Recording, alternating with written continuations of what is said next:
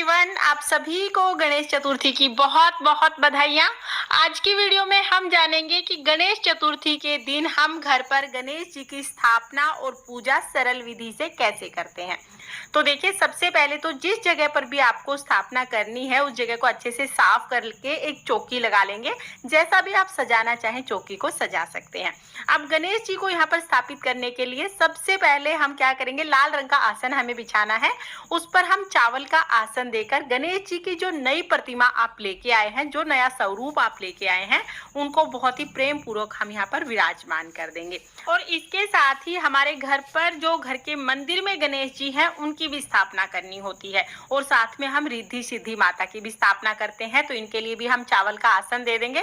सबसे पहले घर में जो हमारे गणेश जी हैं उनको विराजमान करेंगे। साथ में सुपारी से हम रिद्धि माता और सिद्धि माता की स्थापना कर लेंगे। तो यहाँ पर रिद्धि सिद्धि माता और गणेश जी की स्थापना हमने कर ली है। अब इसके बाद हमें कलश की स्थापना करनी है। तो देखिए, थोड़े से चावल की ढेरी लगाकर, यानी थोड़े से चावल डाल के उसके ऊपर हम एक कलश रखेंगे। कलश को कंठ तक जल से भर लेना है। अब इसमें हल्दी की गांठ डाल देंगे। हल्दी सूखी ना हो तो आप हल्दी पाउडर ले सकते हैं। साथ में एक सुपारी, सिक्का, थोड़े से चावल और दुर्वा घास हम डाल देंगे। ये पांचों चीज डालने के बाद इसके ऊपर आम के पत्ते हम लगा देंगे। पत्तों पर आप तिलक कर लीजिएगा और आम के पत्ते ना मिले तो अशोका के पत्ते आप ले सकते हैं। इसके बाद हम एक नारियल लेंगे, नारियल पर तिलक लगा लेंगे और मोली बांध लेंगे। आप चाहें तो आप खड़ा नारियल रख सकते हैं। खड़ा नारियल रखेंगे तो मुख ऊपर की तरफ रखना है। और अगर आप नारियल को इस तरह से लिटा के नारियल रखते हैं तो नारियल का मुख साधक की तरफ, यानी जो पूजा कर रहा है उसकी तरफ होना चाहिए। अभी हम खड़ा नारियल रखेंगे तो खड़ा नारियल जब भी आप रखें, नारियल का मुख ऊपर की तरफ होना चाहिए। तो इस तरह से हम कलश की स्थापना कर लेंगे। अब हमने चौकी लगा ली है, स्थापना हमें कर ली है। अब हाथ जोड़कर हम गणेश जी से विनती करेंगे, हे भगवान, मैं इतने दिन के लिए आपकी घर में स्थापना कर रही हूँ या कर रहा हूँ। आप मेरी मनोकामना को पूर्ण करें और अगर पूजा में कोई गलती रहती है तो मुझे क्षमा करें। इस तरह से संकल्प करने के बाद पूजा शुरू करेंगे। तो पूजा में सबसे पहले हम घी का दीपक जलाएंगे। यहाँ पर आप चाहें तो आप अखंड दीपक भी जला सकते हैं या नॉर्मल दीपक भी आप जला सकते हैं। तो मैंने यहाँ पर नॉर्मल दीपक जलाया है। आप अपनी सुविधा के अनुसार अखंड दीपक जलाना चाहें तो जला सकते हैं। फिर हम जल के छींटे लगाकर भाव रूप में सभी को स्नान करा लेंगे। तो यहाँ पर हमने सभी को स्नान करा लिया है। इसके बाद हम रोली से तिलक करेंगे। तो गणेश जी को, माता रिद्धि सिद्धि को और कलश को, सभी को हम तिलक कर देंगे। तो पहले हम सभी को रोली से तिलक करेंगे, उसके बाद चंदन से तिलक करेंगे। चंदन से तिलक करने के बाद सभी को अक्षत यानी कि चावल समर्पित कर देंगे। दिए को भी तिलक करना है और गणेश जी के जो मूषक महाराज हैं उनका भी हमें पूजन साथ साथ ही करना है, तो उनको भी आप तिलक कीजिएगा। इसके बाद हम वस्त्र के रूप में जनेऊ समर्पित कर देंगे। देखिए, पीला जनेऊ मिल जाता है तो बहुत अच्छी बात है, लेकिन अगर पीला जनेऊ नहीं मिलता है तो जो सफेद जनेऊ हो उसी पर थोड़ा सा चंदन लगा देंगे तो ये पीला हो जाएगा। तो अभी हम दोनों जो हमारे गणेश जी हैं उनको हम जनेऊ समर्पित कर देंगे। वस्त्र के रूप में हम कलावा समर्पित कर देंगे। अगर आपके पास जनेऊ नहीं है तो कोई बात नहीं, आप कलावा जो है इसको 7 बार लपेट के गोल गोल जनेऊ बना सकते हैं और वो समर्पित कर सकते हैं। फिर हम फूल समर्पित कर देंगे। अगर गणेश जी के लिए आपको लाल रंग के फूल मिल जाएं तो अति उत्तम, क्योंकि लाल रंग गणेश जी को बहुत प्रिय है। लेकिन अगर लाल रंग के फूल ना मिले तो जो भी फूल मिल जाए आप वो फूल समर्पित कर सकते हैं। तो यहाँ पर हमने फूल समर्पित कर दिए हैं। इसके बाद फिर हम गणेश जी को दुर्वा घास समर्पित करेंगे। दुर्वा इस पूजा में बहुत जरूरी है और जितने दिन की भी आप स्थापना करेंगे रोजाना आपको नई दुर्वा घास समर्पित करनी है। आपको दुर्वा घास किसी भी पार्क में मिल जाएगी। आप एक बार ले आइए, फ्रिज में रख दीजिए और रोजाना आप समर्पित कर सकते हैं।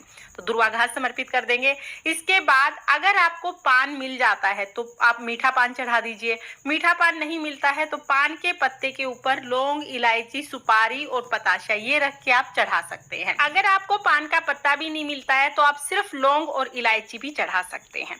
तो यहाँ पर हमने पान चढ़ा दिया है। इसके बाद भोग के लिए हमें नारियल और गुड़ का भोग जरूर चढ़ाना है। देखिए, नारियल गुड़ का भोग स्थापना के दिन ही चढ़ाया जाता है और इसके बाद जितने दिन की भी स्थापना आप करेंगे ये गणेश जी के पास ही रहेगा। नारियल और गुड़ का भोग जो हमने चढ़ाया है इसको उठाना नहीं है, ये जितने दिन की स्थापना है यहीं पर रहेगा। इसके साथ ही आप मिठाइयों का भोग लगाएं। मोदक का भोग लगा सकते हैं, लड्डू, बर्फी, पेड़े, किसी भी मिठाई का भोग आप लगा सकते हैं। तो यहाँ पर हम मिठाइयों का भोग लगा देंगे। साथ में ही हम ऋतु फल का भोग लगाएंगे तो देखिए केला जरूरी होता है, क्योंकि केला गणेश जी को अति प्रिय है। तो केला मिल जाए बहुत अच्छी बात है, केले का भोग जरूर लगाइएगा। उसके अलावा जो भी ऋतु फल आपको मिल जाते हैं आप उन सबका भोग लगा सकते हैं। साथ में हम जल जरूर समर्पित करेंगे, तो 1 लोटा जल समर्पित कर देंगे। फिर हाथ जोड़कर गणेश जी महाराज से भोग ग्रहण करने के लिए निवेदन करेंगे। उसके बाद फिर हम दक्षिणा समर्पित कर देंगे। दक्षिणा हमें एक दिन ही समर्पित करनी है, चाहे आप पहले दिन समर्पित कर दें, चाहे आप आखिरी दिन समर्पित कर दें। यानी या तो आप स्थापना के दिन समर्पित कर दें, या तो फिर आप जिस दिन विसर्जन करेंगे उस दिन भी दक्षिणा समर्पित कर सकते हैं। दक्षिणा एक बार ही समर्पित करनी है। इसके बाद देखिए, अगर आपने गणेश चतुर्थी का व्रत किया है तो फिर आप व्रत कथा सुन लीजिएगा। अगर व्रत नहीं किया है तो कथा वाले पार्ट को आप स्किप कर सकते हैं। और अगर आपने व्रत किया है तो हाथ में फूल या तो चावल लेकर हम गणेश चतुर्थी की व्रत कथा सुनेंगे। व्रत कथा का वीडियो आपको चैनल पर मिल जाएगा, लिंक मैं आपको डिस्क्रिप्शन में दे दूंगी, आप वहां से देख लेना। कथा सुनने के बाद जो फूल है वो हम भगवान के चरणों में समर्पित कर देंगे। इस तरह से कथा पूर्ण हो जाएगी। फिर हमें आरती करनी है। धूप दीप दिखाकर बहुत ही प्रेम पूर्वक हम आरती करेंगे। तो देखिए, आप चाहें तो आप कपूर जला के भी आरती कर सकते हैं, या आप चाहें तो जो दिया आपने जलाया है उससे भी आप आरती कर सकते हैं। अगर आपने अखंड दीपक जलाया है तो अखंड दीपक को नहीं छेड़ना है, आप अलग से दीपक जला लीजिएगा। और अगर नॉर्मल दीपक जलाया है, जैसे मैंने यहाँ पर नॉर्मल दीपक जलाया है, तो आप उसी दीपक से आरती कर सकते हैं। बहुत ही प्रेम पूर्वक आरती करने के बाद हाथ जोड़कर गणेश जी से पूजा में रही कमियों के लिए क्षमा याचना करेंगे और अपनी मनोकामनाओं को पूर्ण करने के लिए भगवान से प्रार्थना करेंगे। इस तरह से स्थापना पूजा हो जाएगी। तो पहले दिन सुबह हमें इस तरह पूजा करनी है। पूजा करने के बाद जल का लोटा सूर्य देवता को अर्घ दे देंगे। और पूजा के बाद हम जो भी हमने भोग प्रसाद चढ़ाया है ये यहाँ से उठा के सभी को हम प्रसाद स्वरूप बांट देंगे। इस भोग प्रसाद को सारा दिन नहीं रखे रहने देना है, बस सिर्फ जो नारियल और गुड़ है ये रखा रहेगा। बाकी जो भी भोग प्रसाद है वो आप सभी भक्तजनों में बांट देंगे। इस तरह से हमारी सुबह की स्थापना पूजा पूर्ण हो जाएगी।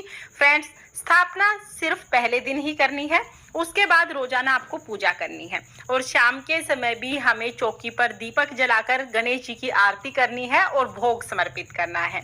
तो इस तरह से आप जितने दिन की भी स्थापना कर रहे हैं उतने दिन तक बहुत सरल विधि से गणेश जी का पूजन कर सकते हैं। अगले दिन आपको पूजा कैसे करनी है, पूरे 10 दिन तक पूजा कैसे की जाती है और विसर्जन कैसे किया जाता है, इसका भी डिटेल वीडियो चैनल पर आ चुका है। लिंक मैं आपको डिस्क्रिप्शन में दे दूंगी, आप वहां से देख लेना। गणेश जी की स्थापना पूजा की ये सरल विधि आपको कैसी लगी कमेंट करके जरूर बताना। और अगर ये वीडियो आपको पसंद आया हो, वीडियो आपके लिए थोड़ा बहुत भी यूजफुल हो, तो प्लीज वीडियो को लाइक कर देना। और हम महिलाएं घर में तीज त्योहार कैसे करते हैं ये देखने के लिए मेरे चैनल को सब्सक्राइब कर लेना। और हाँ, अगर आपके कोई डाउट्स हैं तो आप कमेंट करके पूछ सकते हैं, मैं रिप्लाई करने की पूरी कोशिश करूंगी। सुख करता विघ्न हरता गणेश जी की कृपा आप पर सर्वदा बनी रहे। इसी कामना के साथ फिर मिलेंगे किसी और वीडियो में। तब तक के लिए ओम श्री गणेशाय नमः। राधे राधे।